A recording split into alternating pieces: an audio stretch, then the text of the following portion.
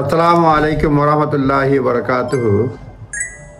24 June 2025 সাল immigration আইনে কিছু পরিবর্তন আসছে। সেই পরিবর্তনগুলা বিভিন্ন ক্যাটাগরিতে আসছে: private life, settlement scheme, 7 years rule, বিভিন্ন কিছু। এই ভিডিওতে কথা বলবো হাফ লাইফ টেস্ট নিয়ে। আমরা জানি যাদের বয়স 18 থেকে 25 বছর at the date of application arrived in the UK before the age of 18 and spent at least half of their life continuously in the UK, কেউ যদি 18 থেকে 25 বছর বয়সের মধ্যে হয়, 18 বছর বয়সের পূর্বে ব্রিটেনে এসে থাকে এবং spend at least half life in the UK, তারা লিভ পেতে পারে। এটা মূলত কনসেশনটা আইনে আসছে স্প্রিং 2022 সালে অ্যাপেন্ডিক্স প্রাইভেট লাইফের অধীনে।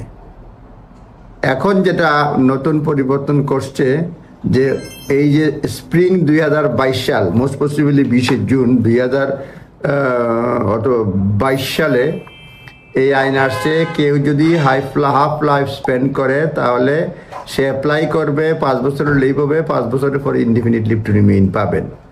নতুন যেটা 24 জুন 2025 সালে ইন্ট্রোডিউস করেছে সেটা হচ্ছে changes now being made allow young people granted permission in the UK on the basis of their family or private life before. অর্থাৎ এখন যেটা বলছে, কেউ যদি 20 জুন 2022 সালের আগেও হাফ লাইফের মাধ্যমে ভিসা পেয়ে থাকে, তাদেরকেও বিবেচনা করা হবে 5 ইয়ার্স সেটেলমেন্টের জন্য।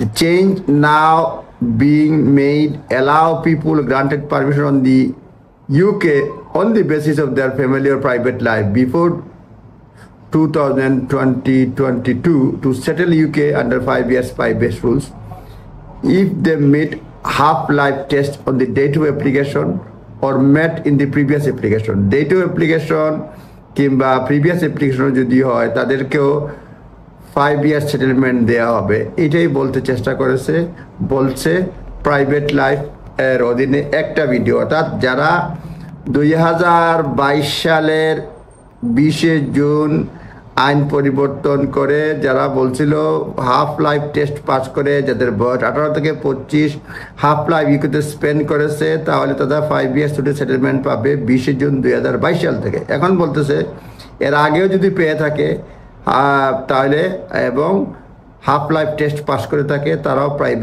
5 ইয়ার্স সেটেলমেন্ট পাবে। এই হচ্ছে মোটামুটি সারমর্ম নিজ দায়িত্বে দেখে নেবেন। ধন্যবাদ। আসসালামু আলাইকুম।